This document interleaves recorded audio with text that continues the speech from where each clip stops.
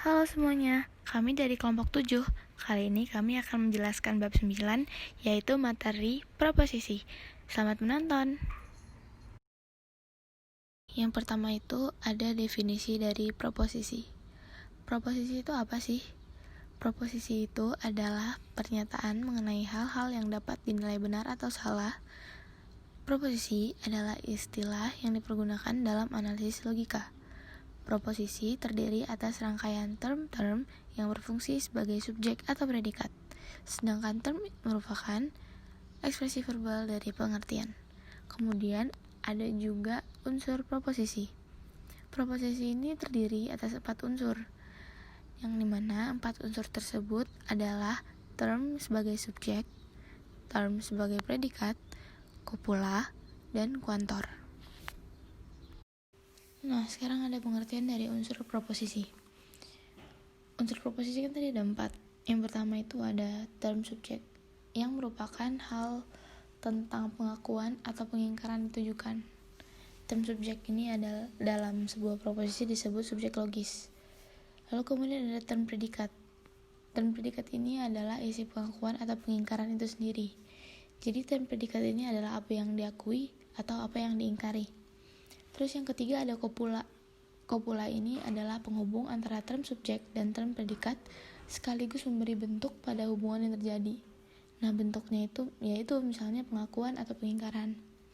Terus yang terakhir ada kuantor. Kuantor itu suatu istilah yang menyatakan berapa banyak dari suatu objek dalam suatu sistem.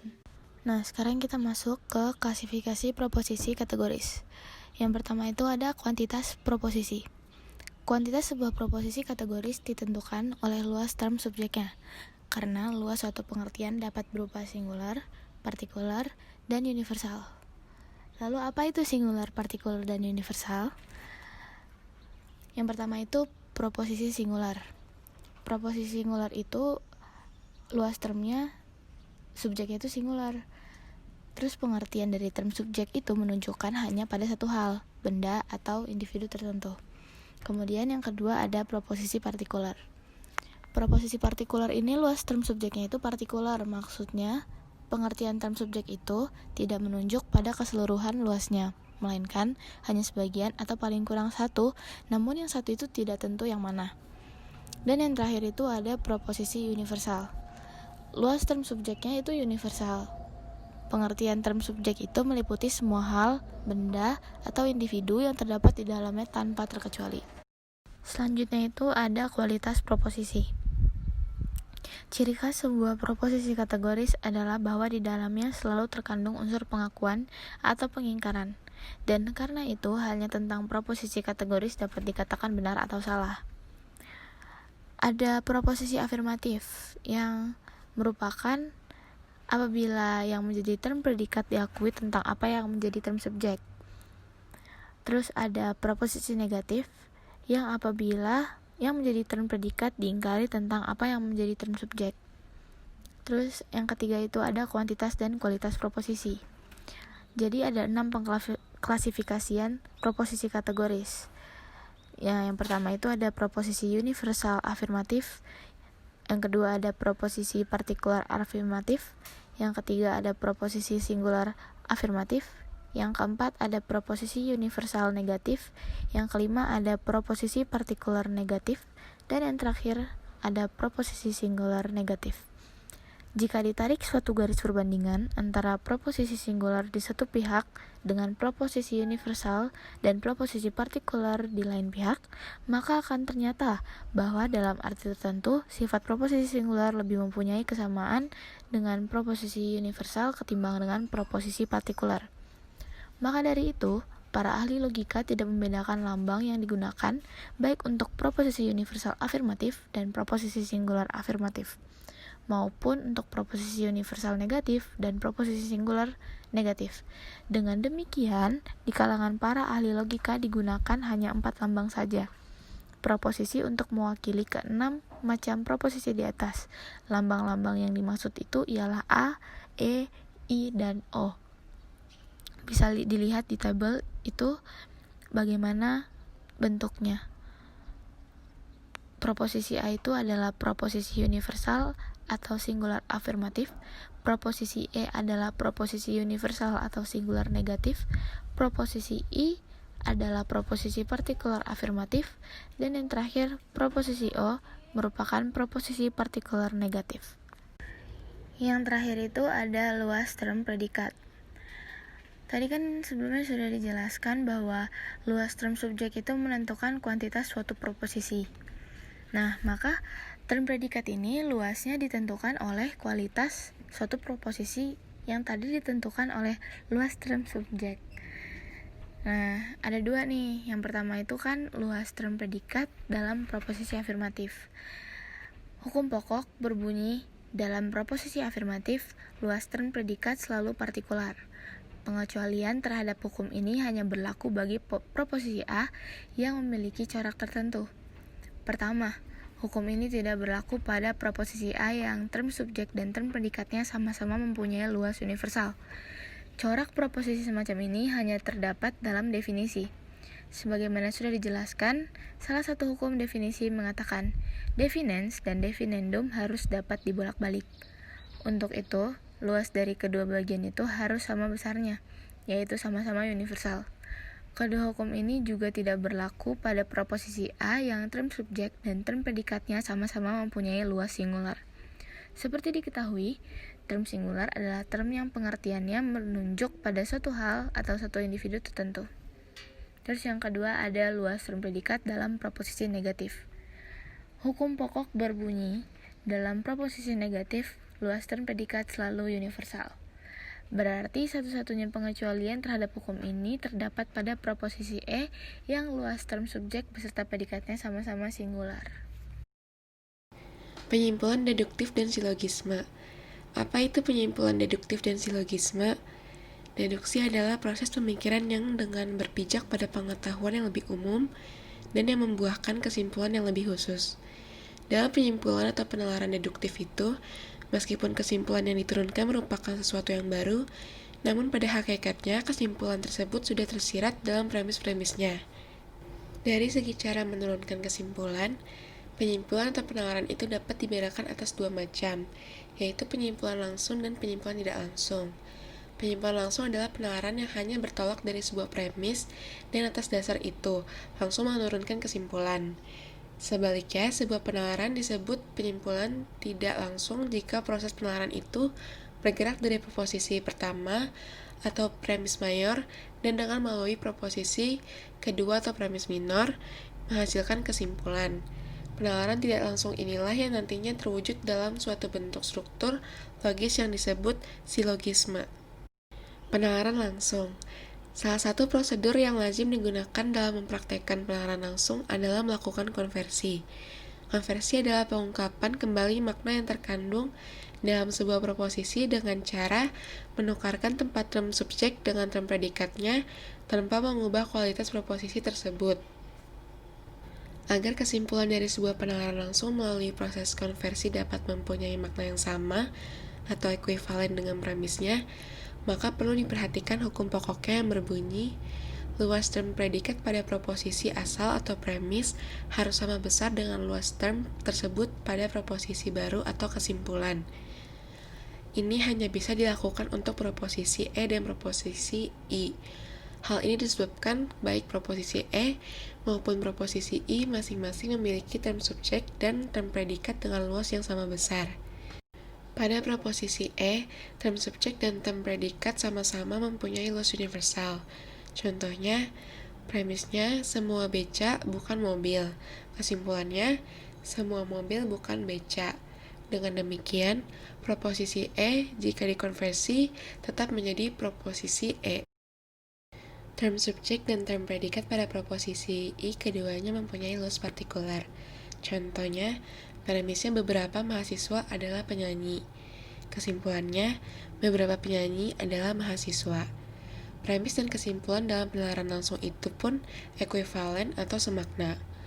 Karena prosedur konversi untuk proposisi E dan proposisi I itu hanya berupa penukaran tempat term subjek dan term predikatnya, maka itu disebut konversi sederhana. Prosedur konversi sederhana tidak dapat dilakukan terhadap proposisi A karena luas term predikatnya adalah partikular. Jika dikonversi secara sederhana begitu saja, maka term predikat yang dalam premis mempunyai luas partikular akan memperoleh luas universal dalam kesimpulan. Contohnya, premisnya semua emas adalah logam. Kesimpulannya, semua logam adalah emas. Dari contoh tersebut bisa dilihat bahwa kesimpulannya salah. Maka, untuk mendapat konversi yang tepat terhadap proposisi premisnya, term predikat atau logam pada premis tersebut harus dibatasi luasnya dalam kesimpulan menjadi partikular. Konversi terhadap premis dalam penalaran langsung yang di sebelah itu seharusnya gini. Kesimpulannya, sebagian logam adalah emas. Jadi proposisi A hanya dapat dikonversi menjadi proposisi I. Itulah sebabnya untuk proposisi A hanya berlaku konversi terbatas. Pengecualian hanya bisa terjadi apabila proposisi A itu memang merupakan sebuah definisi karena kedua unsur dalam definisi yakni definiens dan definendum dituntut harus sama-sama mempunyai luas universal agar dapat dipertukarkan tempatnya. Contohnya, premisnya, semua manusia adalah makhluk yang berakal budi. Kesimpulannya, semua makhluk yang berakal budi adalah manusia. Proposisi O tidak dapat dikonversi, karena dalam proposisi O luas term predikatnya adalah universal, yang berarti sejalan dengan hukum pokok di sebelumnya. Term predikat itu harus diturunkan ke dalam kesimpulan dengan luas yang universal pula. Dan kalau begitu, kesimpulannya selalu berupa proposisi E. Contohnya, premisnya sebagian bintang film bukan penyanyi. Kesimpulannya, semua penyanyi bukan bintang film. Itu sudah menjadi proposisi E. Dengan demikian, kesimpulan yang ditarik bukan hanya tidak ekuivalen dengan premisnya, tetapi juga selalu salah. Secara keseluruhan, prosedur konversi untuk semua jenis proposisi sebelumnya dapat dilihat dari tabel ini.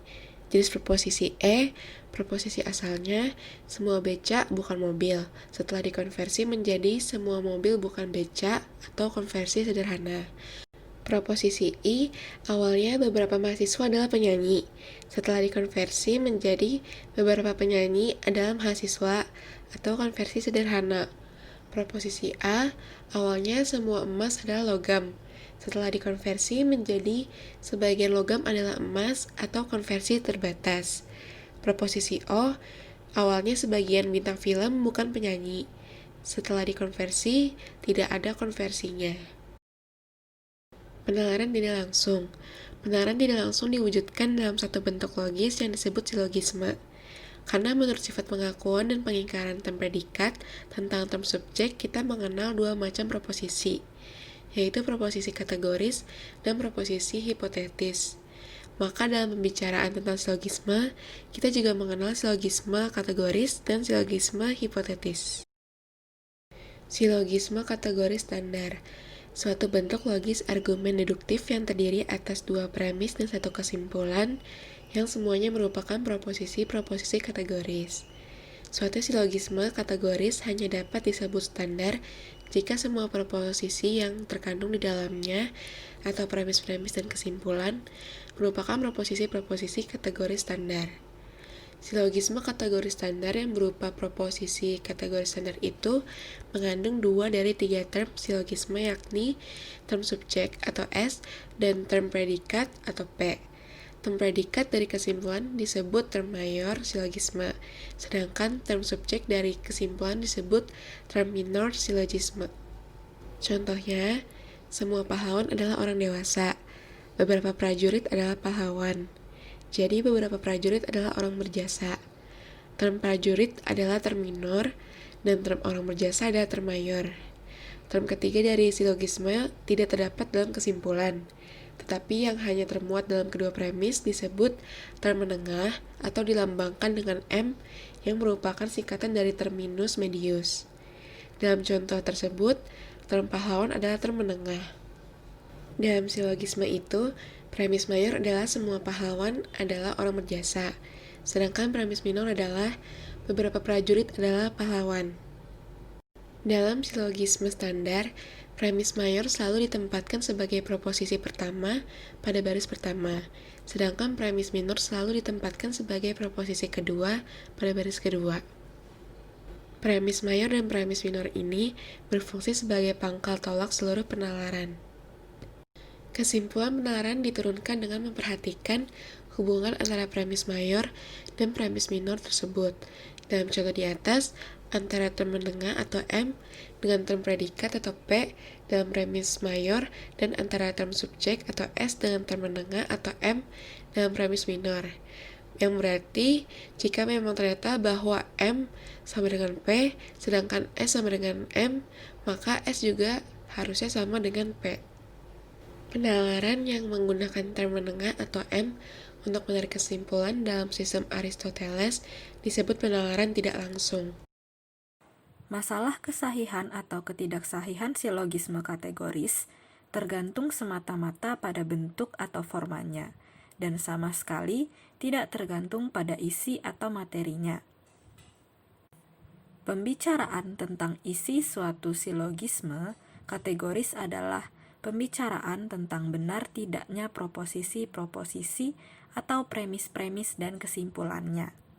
Jadi, istilah sahih dan tidak sahih hanya dapat dikenakan pada bentuk argumen, sedangkan istilah-istilah benar dan tidak benar hanya dapat dikenakan pada proposisi-proposisi. Silogisme dengan bentuk seperti semua M adalah P, semua M adalah P, jadi semua S adalah P, adalah suatu argumen yang sahih tanpa memperhatikan isinya. Itu berarti term-term apapun yang digunakan untuk menggantikan lambang-lambang S, P, dan M, argumen yang dilahirkan akan tetap sahih. Apabila dalam bentuk yang sama, kita menggantikan lambang-lambang tersebut dengan term-term lele, binatang yang hidup dalam air, dan ikan, maka semua ikan adalah binatang yang hidup dalam air. Semua lele adalah ikan. Jadi, semua lele adalah binatang yang hidup dalam air. Adalah juga argumen yang sahih. Suatu silogisme kategoris yang sahih adalah argumen yang sahih secara formal, sahih berdasarkan bentuknya saja. Ini menunjukkan bahwa silogisme lain, asal menggunakan bentuk yang sama, juga tetap disebut sahih. Sebaliknya, jika suatu silogisme tertentu ternyata tidak sahih, maka silogisme lain manapun, sejauh menggunakan bentuk yang sama, tetap juga tidak sahih. Contohnya adalah, semua kelinci adalah binatang berkaki 4. Semua kuda adalah binatang berkaki 4. Jadi, semua kuda adalah kelinci. Kita melihat bahwa dari segi isi, premis-premisnya benar, sedangkan kesimpulannya salah. Hal ini justru disebabkan jalan pikirannya tidak lurus, maka argumen tersebut menurut bentuknya tidak sahih. Hukum silogisme kategoris. Untuk membangun suatu bentuk argumen silogistik yang sungguh-sungguh logis, kita harus mematuhi kaidah-kaidah penyimpulan yang semuanya berjumlah 8 hukum. Dari ke-8 hukum ini, 4 diantaranya tentang term dan 4 lainnya tentang proposisi. Silogis hipotesis. Silogis hipotesis adalah model argumentasi yang premis mayornya berupa sebuah proposisi kondisional. Premis mayor ini terdiri atas 2 bagian. Bagian pertama mengandung syarat atau sebab yang dimulai dengan jika, lazimnya disebut antecedents. Dan bagian kedua mengandung apa yang disyaratkan atau akibat yang dimulai dengan maka, lazimnya disebut consequence. Dalam logika, premis mayor dari argumentasi ini biasanya tersusun dalam 4 pola, yakni A, jika A maka B, B, jika A maka bukan B. C. Jika bukan A, maka B. D. Jika bukan A, maka bukan B. Argumentasi kondisional dengan premis mayor yang tersusun dalam 4 pola itu dikenal dalam 2 jenis, yakni argumentasi kondisional dalam arti luas dan argumentasi kondisional dalam arti sempit. Silogisme kondisional dalam arti luas. Jenis argumentasi ini secara keseluruhan memiliki 4 bentuk, namun hanya 2 bentuk yang sahih, sedangkan 2 bentuk lainnya tidak sahih. Yang pertama, bentuk sahih. Agar bentuk argumentasi kondisional dalam arti luas ini dapat sahih, kita harus berpegang pada 2 hukum. Yang pertama, proses penyimpulan harus bergerak dari pembenaran terhadap syarat atau sebab dalam antecedents atau premis minor kepada pembenaran terhadap apa yang disyaratkan atau akibat yang termuat dalam konsekuens atau kesimpulan. Proses penyimpulan dengan tata aturan seperti ini disebut modus ponens. Contohnya, jika Jones Ginting terserang flu burung, maka ia mengalami sesak nafas. Ternyata Jones Ginting terserang flu burung, jadi ia mengalami sesak nafas. Jalan pikiran ini logis. Hukum yang kedua, proses penyimpulan harus bergerak dari pengingkaran terhadap apa yang disyaratkan atau akibat yang termuat dalam konsekuens atau premis minor kepada pengingkaran terhadap syarat atau sebab yang termuat dalam antecedents atau kesimpulan. Tata aturan penyimpulan seperti ini disebut modus tollens. Contohnya, dari pola yang sama, bentuk argumentasi itu menjadi seperti ini. Jika Jones Ginting terserang flu burung, maka ia mengalami sesak nafas. Ternyata, Jones Ginting tidak mengalami sesak nafas, jadi ia tidak terserang flu burung. Jalan pikiran ini juga disebut logis. Yang kedua, bentuk yang tidak sahih. Ada 2 bentuk tidak sahih yang diperoleh dari argumentasi kondisional ini. Bentuk yang satu mirip dengan modus ponens. Contohnya, jika Jones Ginting terserang flu burung, maka ia mengalami sesak nafas. Ternyata, Jones Ginting mengalami sesak nafas, jadi ia terserang flu burung. Jalan pikiran seperti ini tidak logis, karena proses penyimpulan tersebut masih membuka peluang bagi adanya kemungkinan lain. Dari adanya kenyataan bahwa Jones Ginting mengalami sesak nafas itu disebut akibat, tidak dapat secara pasti disimpulkan bahwa Jones Ginting terserang flu burung. Mungkin karena ada penyebab lain. Bentuk lain yang juga tidak sahih mirip dengan modus tollens. Contohnya, jika Jones Ginting terserang flu burung, maka ia mengalami sesak nafas. Ternyata Jones Ginting tidak terserang flu burung, jadi ia tidak mengalami sesak nafas. Jalan pikiran ini pun tidak logis, karena masih terdapat kemungkinan lain. Dari adanya kenyataan bahwa Jones Ginting tidak terserang flu burung, atau ini disebut sebab, tidak dapat secara pasti disimpulkan bahwa Jones Ginting tidak mengalami sesak nafas. Ini akibatnya. Bisa saja Jones Ginting memang mengalami sesak nafas, tetapi penyebabnya lain, bukan karena ia terserang flu burung. Silogisme kondisional dalam arti sempit. Berbeda dengan argumentasi kondisional dalam arti luas, argumentasi kondisional dalam arti sempit memiliki 4 bentuk yang kesemuanya sahih. Hal ini disebabkan argumentasi kondisional dalam arti sempit ini tidak membuka peluang bagi adanya kemungkinan lain, jadi eksklusif sifatnya. Tetapi, agar keempat bentuk itu dapat sahih semuanya, maka hanya ada satu aturan yang harus dipatuhi, yaitu syarat atau sebab yang terkandung dalam antecedents harus merupakan satu-satunya syarat atau sebab. Untuk itu, frase jika maka harus diubah menjadi jika dan hanya jika, maka. Dengan memakai rumusan ini, kita dapat menghasilkan 4 bentuk argumentasi kondisional yang sahih. Dengan menggunakan contoh yang sama, keempat bentuk sahih tersebut menjadi demikian. A. Jika dan hanya jika Jones Ginting terserang flu burung, maka ia mengalami sesak nafas. Ternyata Jones Ginting terserang flu burung, jadi ia mengalami sesak nafas. B. Jika dan hanya jika Jones Ginting terserang flu burung, maka ia mengalami sesak nafas. Ternyata Jones Ginting tidak mengalami sesak nafas, jadi ia tidak terserang flu burung. C.